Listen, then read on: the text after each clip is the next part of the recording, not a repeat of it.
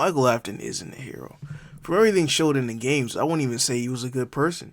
He relentlessly abused his little brother, got his friends to lift him up and shove his head into the mouth of a giant killer robot bear, which ended up crushing his frontal lobe. Sure, he could say, "Oh, he was just messing around. He was only a kid. He didn't know the ramifications of his actions. That joke he made in the logbook wasn't that crazy, plus nobody read that, so it doesn't matter." fair, I guess, nobody reads those. Well then, how about the fact that he did his father's bidding for an undisclosed amount of years and allowed himself to be the bodysuit for a bunch of killer robots possessed by the souls of tormented children and let loose amongst his neighborhood? The next day, right? The next day he looks a little green.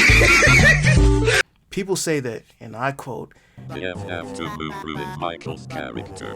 In the games, he's the hero who is going around freeing the trapped souls within the animatronics."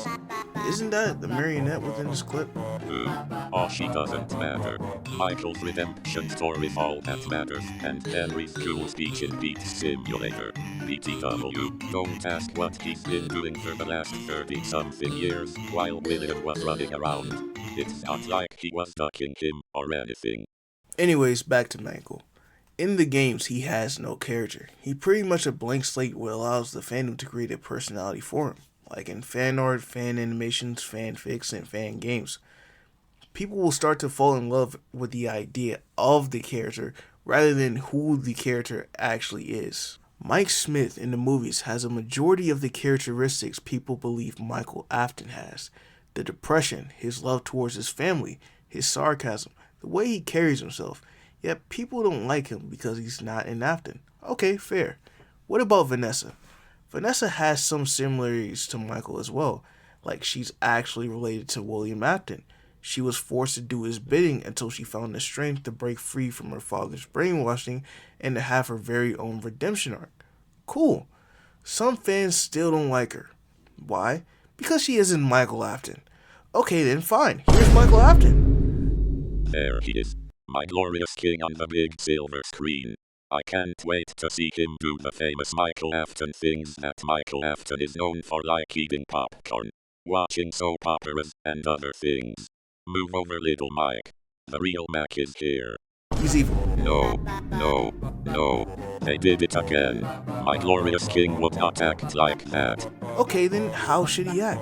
I want him to act like he does in the games, down to the last detail. Whew. Okay then, here's what we know about Michael strictly from the games.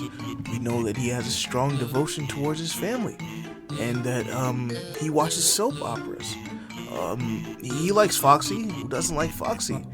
And something exotic brothers. Where am I going with this? Scott isn't the best storyteller, is what I would say if I didn't play Secret of the Mimic.